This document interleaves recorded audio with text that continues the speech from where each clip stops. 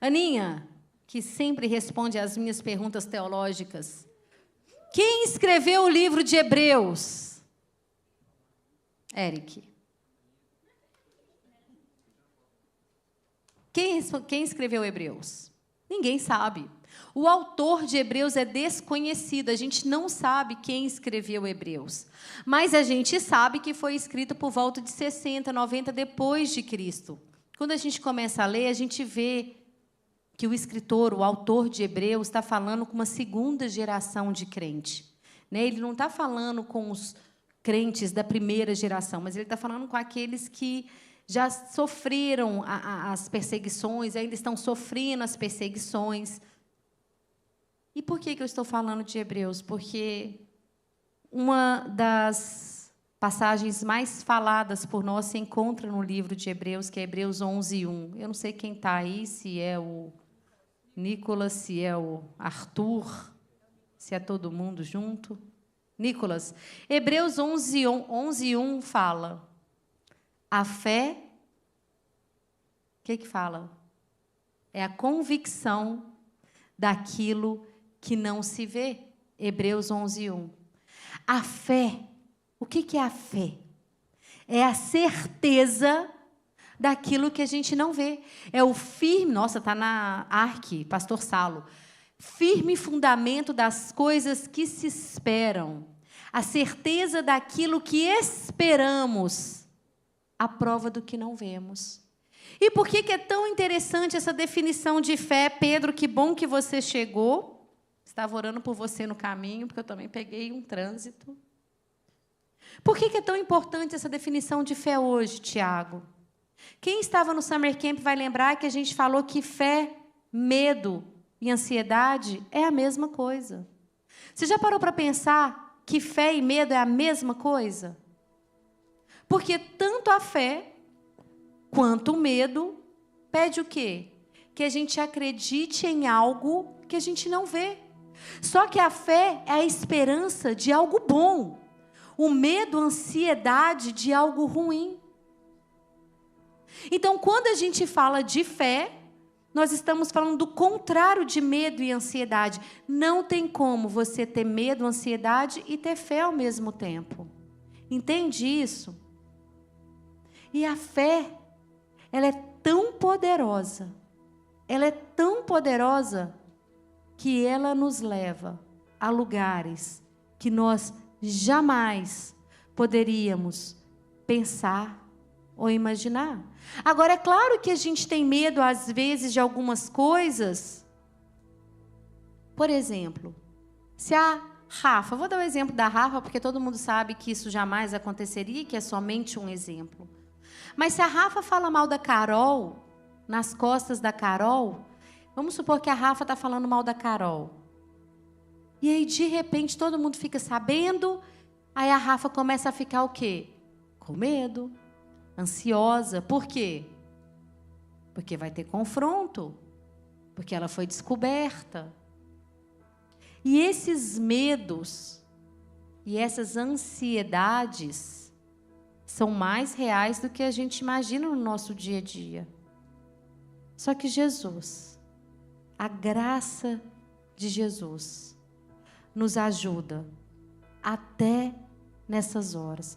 Sabe por quê? Às vezes é fácil a gente falar de coisas que para nós cristãos a gente já não aceita moralmente. Entende? Não tem coisa que o mundo aceita que a gente não aceita. Então, para essas coisas é fácil a gente falar. Por exemplo, o casamento entre pessoas do mesmo gênero. Nós sabemos que não acaba bem. Não rola. A gente sabe que isso não é a resposta. É ou não é?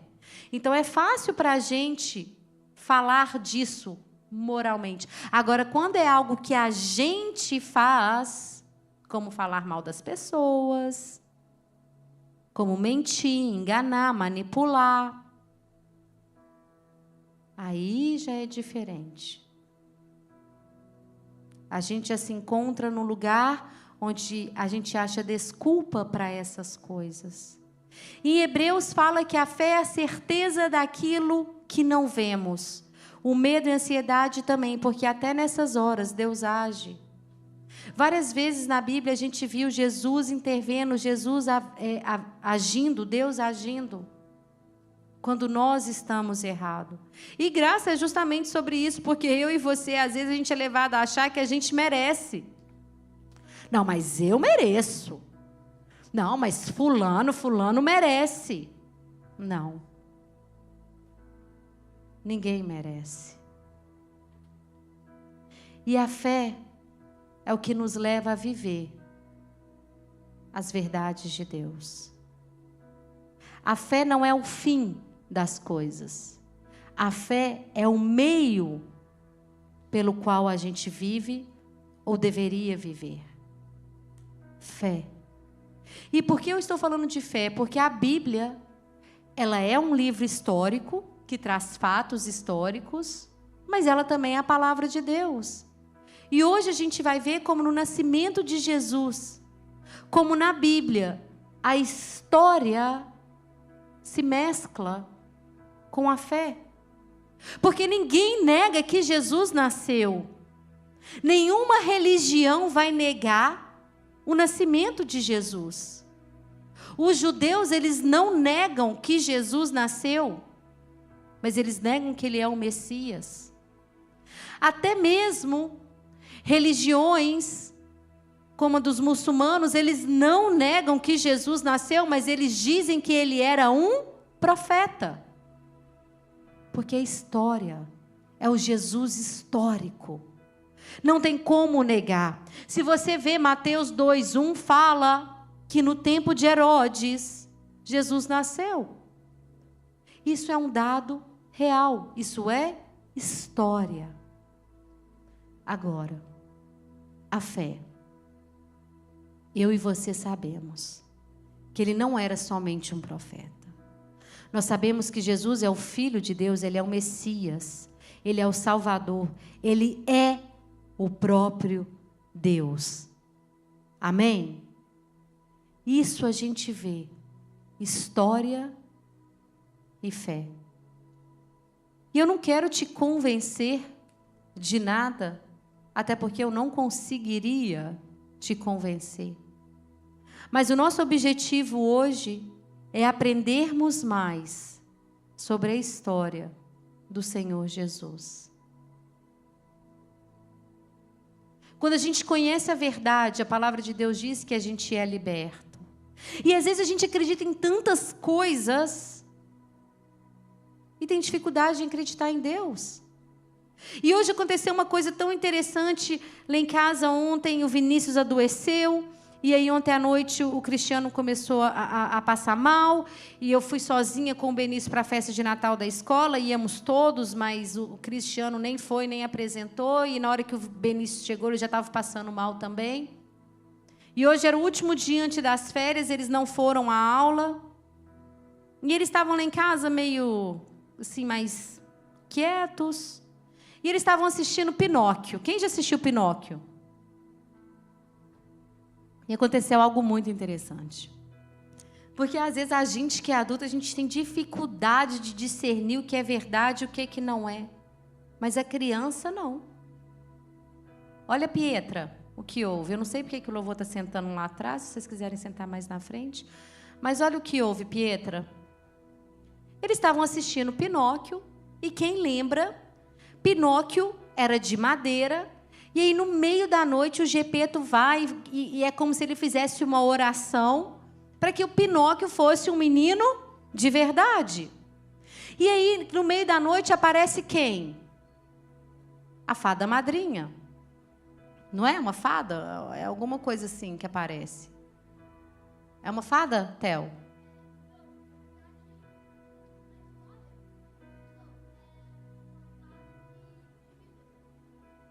Uma fada. Thank you. E aí, a fada vem e o Pinóquio, então, ali ganha vida. E eu perguntei para o Benício e para o Cristiano assim, como é que vocês sabem se essa é uma história real ou não? Como é que você... Eu queria saber o que eles iam me responder. Porque às vezes eu sempre fico um pouco preocupada, assim, sabe? O Vinícius, meu marido, às vezes acha que eu sou exagerada. Sabe o que eles me responderam? Presta atenção na resposta. Você não conhece meus filhos ainda. Um tem 7, outro tem 6. Eles falaram assim para mim. Uai. Porque não é Jesus. Eu, o quê? É, porque quem faz isso não é Jesus. Você tem noção da profundidade do que eles falaram? O que faz algo ser verdade ou mentira é se Jesus está ou não. Olha que simples e profundo. Entende? Então é assim. Ah, está fazendo boas obras, mas tem Jesus? Não. Então é o caminho para Deus? Não. Então não é se eu acredito ou não em Deus. Se tem Deus, se tem Jesus da Bíblia, é a verdade, é o que estabelece. A verdade é Jesus Cristo. Como é que eles sabem que Pinóquio é uma história que não é real? Porque não tem Deus. Se eles estivessem vendo um filme de Jonas, ainda que pareça que não aconteceu, porque ele ficou 3 dias dentro da barriga de um peixe, seria real ou não? Seria, por quê? Porque tem Deus. Vocês estão entendendo? Porque o nosso Deus, Ele é Deus do extraordinário. Não é sobre, olha a resposta daquelas crianças, que por um acaso são os meus filhos. Não é sobre a impossibilidade de tornar um menino de madeira num menino de verdade. Isso para eles é possível para Deus, e é, porque a palavra de Deus fala que Ele transforma coração de pedra em coração de carne. O que fez aquela história não ser verdade para aquelas crianças é o fato de que não é o Senhor, não é Deus, não é Jesus que está fazendo, mas uma fada madrinha. Vocês entendem a beleza disso?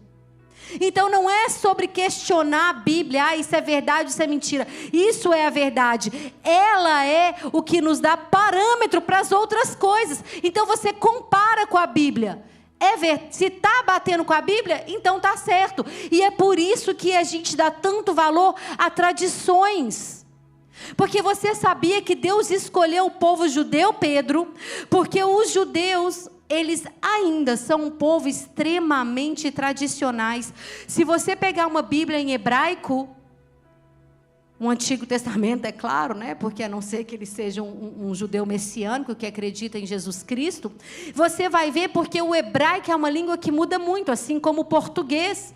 O português, a gente não fala voz me ser, né? O português já mudou, o inglês também. Se você pega King James, pega a NVI, a New International NIV, você vai ver a diferença.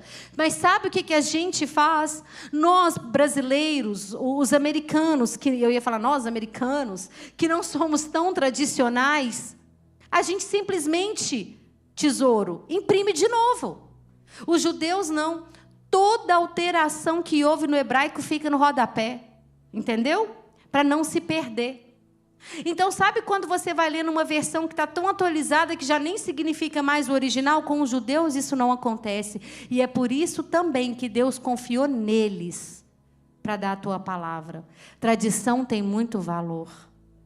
E é por isso que eu gosto tanto de Natal, porque é a época do ano que eu fico esperando, e quem me conhece sabe que dia 31, 00:01, lá em casa já começa a tocar música de Natal.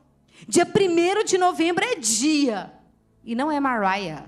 Não, pelo amor de Deus, não é aquela música Tudo que eu quero de Natal, All I Want for Christmas is You. Não. Gente, é a melhor época do ano. É o Natal.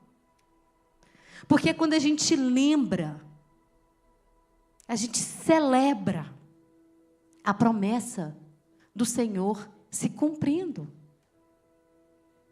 E aí, então, você tem a Bíblia como parâmetro do que é verdade e do que não é. E, às vezes, a gente prefere acreditar em outras coisas. A gente prefere acreditar Não, mas eu sou espírita, o meu negócio é consultar os mortos. Deixa eu te falar uma coisa, abre lá para mim, por favor, a Bíblia.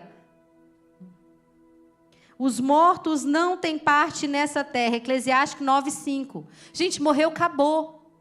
Os mortos não têm parte nessa terra. Não, mas eu gosto de consultar os mortos, eu gosto de saber o que os mortos têm para falar. Deixa eu te falar, a minha avó, eu gosto de consultar a minha avó. Quem aqui a avó já faleceu? Quem aqui, quando a avó era viva, a avó fazia milagre? Porque se nem viva ela fazia, porque depois de morta ela vai fazer. Tipo assim, make sense? Tipo assim, não, mas a minha avó apareceu. Gente, eu já tive uma experiência dessa. Eu já fui em centro espírita. E lá me falaram, eu vejo uma senhora de cabelo branco. Na hora eu comecei a chorar, minha avó. Tipo, gente, uma senhora de cabelo branco. E aí, depois que eu converti, eu fiquei pensando, cara, minha avó era uma benção, eu gostava dela, a gente se divertia junto, eu levava ela para o clube comigo. Mas o que eu vou ficar orando para minha avó que, em vida, já estava velhinha? Tipo assim, não faz sentido. Jesus vivo curou, ressuscitou, sarou, libertou, expulsou demônio. E Ele vive. Aí você fala assim, não, eu não acredito em céu e inferno. Eu acredito em reencarnação. Por que você está escolhendo acreditar nisso? Sério que você quer voltar para cá? Não, mas como cachorro. Ah, muito melhor. Sim, labrador. Entende? Por que às vezes a gente escolhe acreditar no que é pior? Não, eu acredito que se eu morrer de novo, eu vou voltar para pagar. Não, irmão. Jesus te perdoa, Ele tem vida eterna. Você pode ir para o céu, você pode ir para o paraíso. Não faz sentido. Não faz sentido.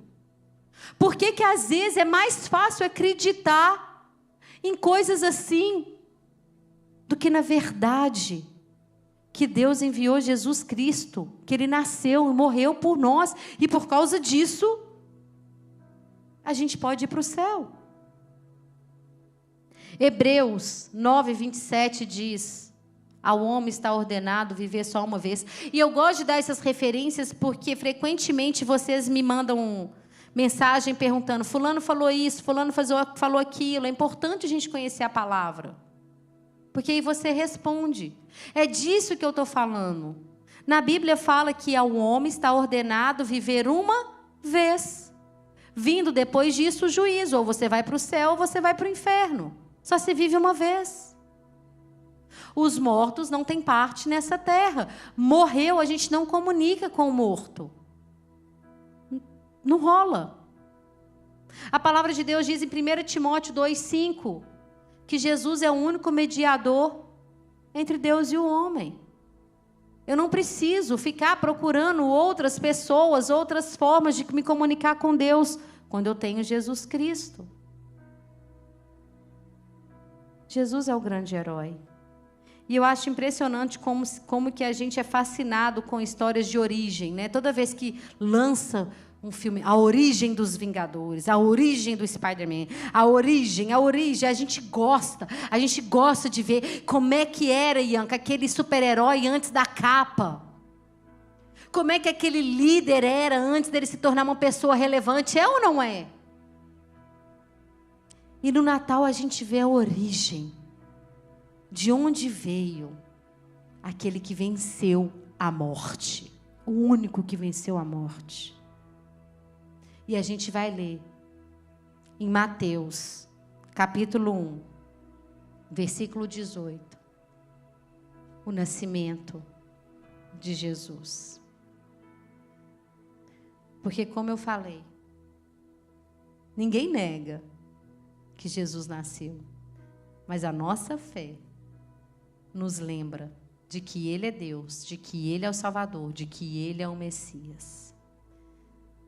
Mateus 1:18. Ora, O nascimento de Jesus Cristo foi assim. Mateus 1, 18.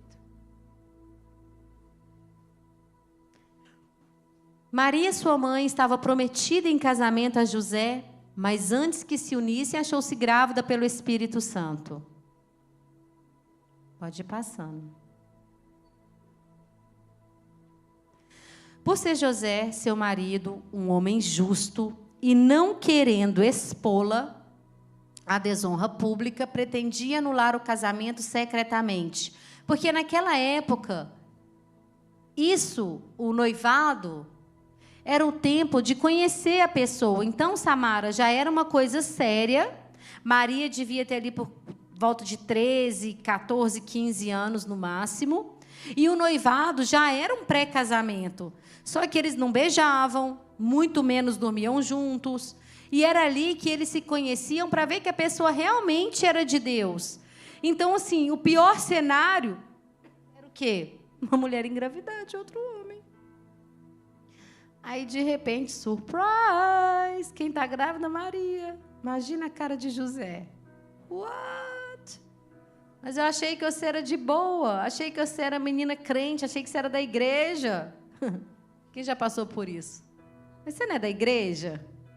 Que vergonha quando alguém tem que perguntar isso para a gente. Samara, mas você não é crente? Ê, Samara! Samara é querida, por isso que... Entende? É tipo isso. Carol, mas você é da igreja?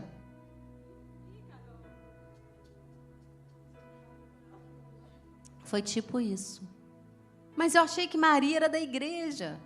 E ela era. E aí, ele ia deixar ela em secreto. Mas aí o que acontece? Pode passar. 20. Mas depois de ter pensado nisso, quer dizer, ele pensou, vou largar a B.O., vou deixar o B.O. para lá. Meu Deus. Mas ele era um homem bom, Tiago. Ele era um homem bom. Imagina que ele achou que Maria, noiva dele, mulher de Deus, tinha dormido com outro homem, e ele não ia buscar justiça no tribunal. Ele ia o quê? Simplesmente... largar, ninguém vai ficar sabendo o que houve, tipo, largamos, não deu certo. Mas um anjo, José, filho de Davi, não tema receber Maria como sua esposa, pois o que nela foi gerado procede do Espírito Santo. Pode passar.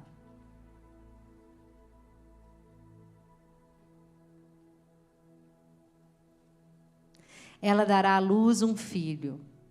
E você deverá dar-lhe o nome de Jesus, porque ele salvará o seu povo dos seus pecados. Jesus é Yeshua, o Deus que salva. E você veja que ele salvará o teu povo, não é só você, é o teu povo. E isso é lindo porque me lembra que quando eu volto lá na genealogia de Jesus, que são alguns versículos antes, coloca para mim Mateus 1, 5. Eu acho importante ler que Raabe e Ruth estão na genealogia de Jesus. Raabe, que uma vez foi uma prostituta. Ruth, que era uma idólatra de outra religião, tanto uma quanto a outra, se converteram ao judaísmo na época. E é importante entender que converter não é crer. Porque você já sabe, se você está aqui toda sexta-feira, até os demônios creem e estremecem. Tiago 2,19. Então, falar que tu é crente não significa nada. Ah, eu acredito em Deus. Você está igual aos demônios. Eles também acreditam. O que muda é o fato de obedecermos a Deus, que é o que fala em Mateus 12. Aquele que me obedece.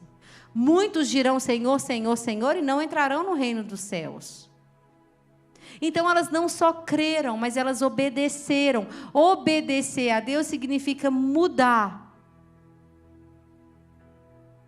Significa fazer novas escolhas. Salvará o seu povo dos seus pecados. 22. Tudo isso aconteceu para que se cumprisse o que foi dito da parte do Senhor pelo profeta que diz: eis que a virgem conceberá e dará à luz a um filho, chamá-lo pelo nome Emanuel, que traduzido é Deus conosco. Até aqui. Emanuel, Deus conosco. Como eu falei no começo,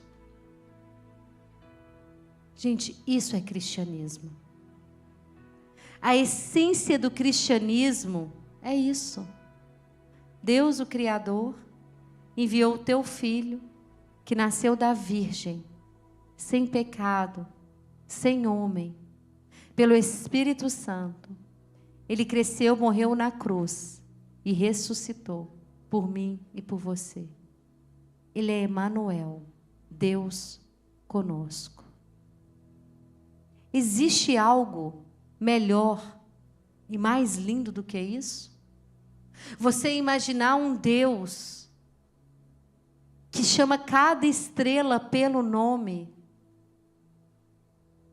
que conhece todas as coisas, que sabe cada planta, cada pássaro, cada fio de cabelo seu, que está comigo e com você o tempo todo.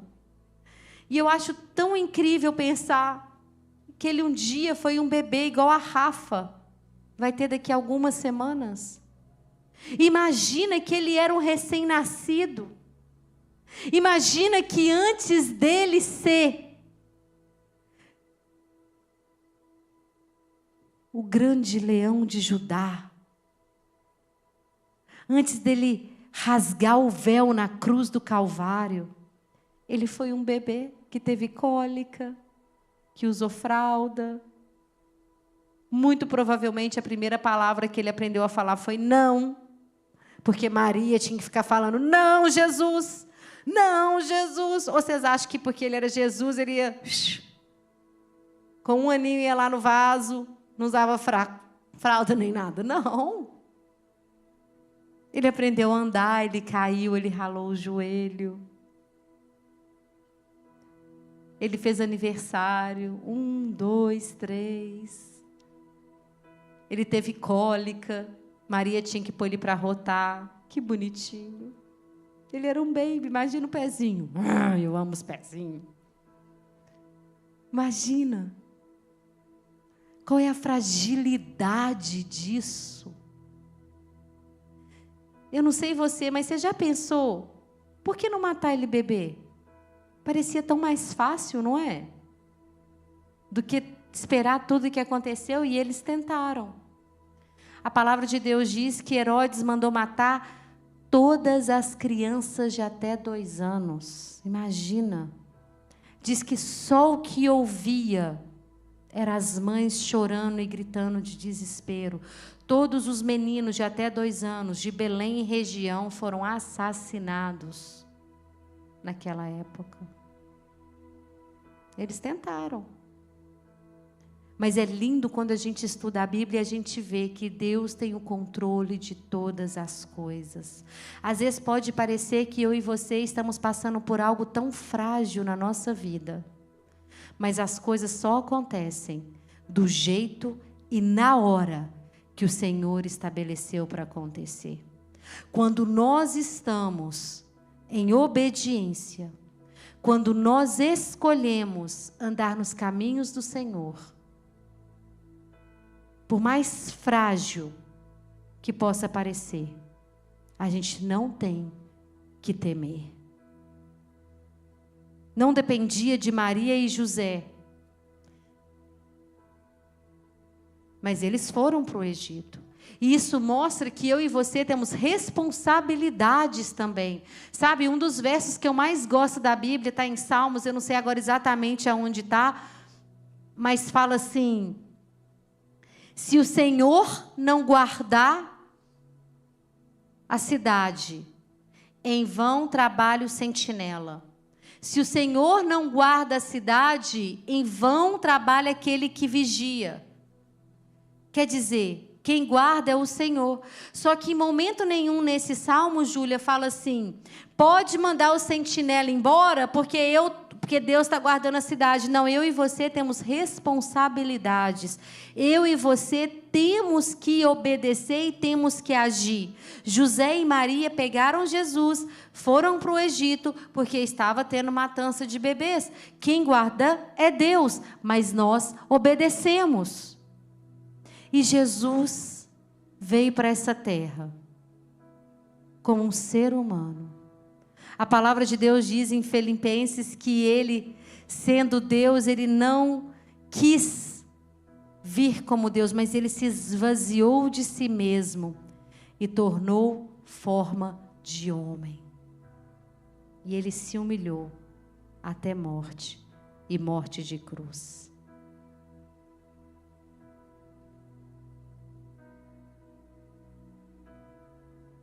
Ainda que todo o inferno se levante, nada acontece se o Senhor não permitir. E mesmo quando acontece coisas ruins, porque acontecem, a palavra de Deus fala, no mundo tereis aflição, mas tende bom ânimo, eu venci o mundo. A palavra de Deus diz que quando andarmos pelas águas não afundaremos, quando passarmos pelo fogo não nos queimaremos. A gente vai passar por problema, mas Ele é Emanuel, Deus conosco. Ele passa com a gente. Carol, Ele é Deus com você quando você acorda, quando você toma banho, quando você troca de roupa, quando você vai para o trabalho. Carol, Ele é Deus com você quando você atende uma ligação, quando você rejeita a ligação. Ele é Deus com você, Carol. Ele é Deus com você quando você frutifica, quando você não frutifica, quando você lê a Bíblia, quando você não lê a Bíblia. Ele é Deus com você, sempre, sempre. Ele te vê o tempo inteiro. E Ele cuida de você o tempo inteiro, Carol. Ele é Emanuel, Deus conosco. Ainda que você não sinta, ainda que você não perceba, porque às vezes Ele faz isso, Ele é Deus com você. Escolha ser Carol com Ele agora. Entende? Ele é Emanuel, Deus conosco. E você, Pedro? Você é Pedro com Ele? Você é Emily com Ele? Porque eu tenho aprendido, Marquinho,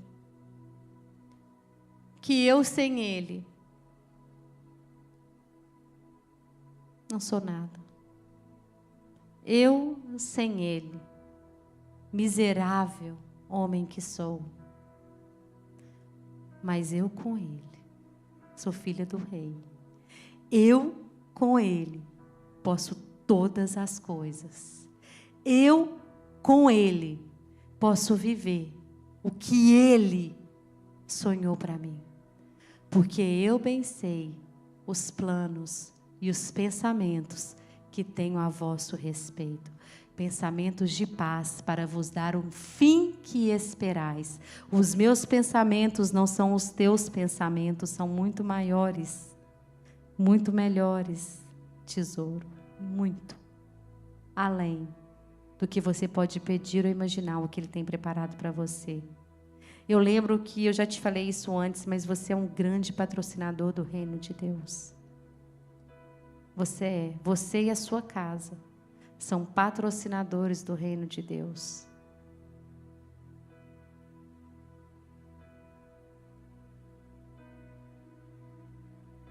Jesus nasceu. Eu não sei se o Silvio deixou aí a música que eu pedi para colocar, se ele não deixou. It's okay.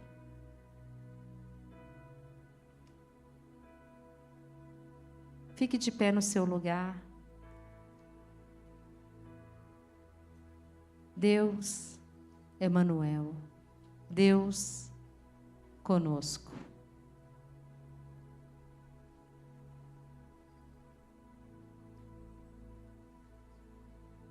Nós lemos hoje que o nascimento de Jesus Cristo aconteceu quando Maria, ainda virgem, se viu grávida do Espírito Santo. José, descendente de Davi, Maria também da linhagem de Davi. Então Jesus tinha o sangue de Davi por causa de Maria, mas ele tinha o direito ao trono por causa de José, porque José também era descendente de Davi. E o direito ao trono vem do pai, não vem da mãe.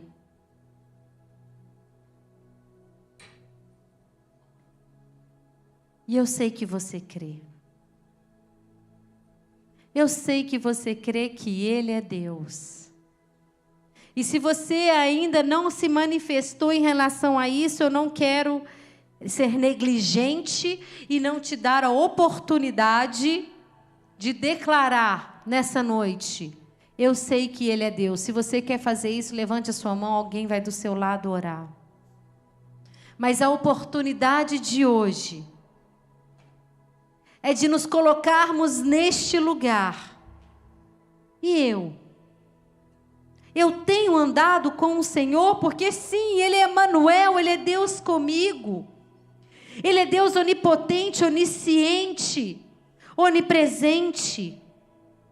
Ele é Deus comigo por todos os lugares que eu vou. Não se engane, Deus é Deus com você, Ele está com você. Até na clínica de aborto,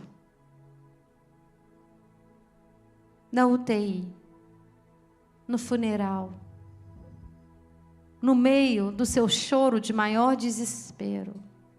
Enquanto você trai a sua esposa, você trai a sua mulher, eu não estou falando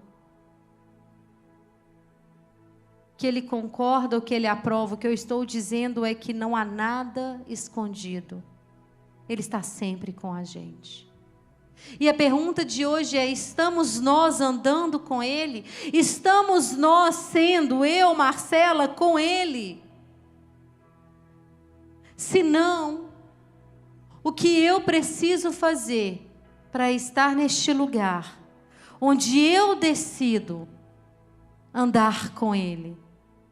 Quais são as decisões, Júlia, que você precisa tomar para andar com Ele? Júlia Filho.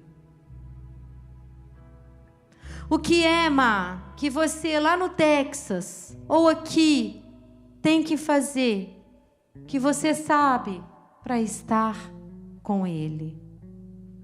Nicole, o que Jesus nessa noite está te falando para ficar mais perto dEle? Para que a tua luz brilhe mais forte, para que você continue influenciando meninas e mulheres de forma criativa, simples. O que é, Nicole, que Ele está te chamando para largar ou para fazer? Para que não seja somente Deus Emanuel, Deus comigo, mas eu com Ele, porque Deus não tem preferidos. A palavra de Deus fala que Ele não faz acepção de pessoas, mas nós muitas vezes não temos preferido Ele. Emily, o que o Senhor nessa noite está te convidando a fazer ou a deixar de fazer, para que seja você e Ele e nada mais? Porque nada mais importa, nada além do Senhor Jesus Cristo de Nazaré.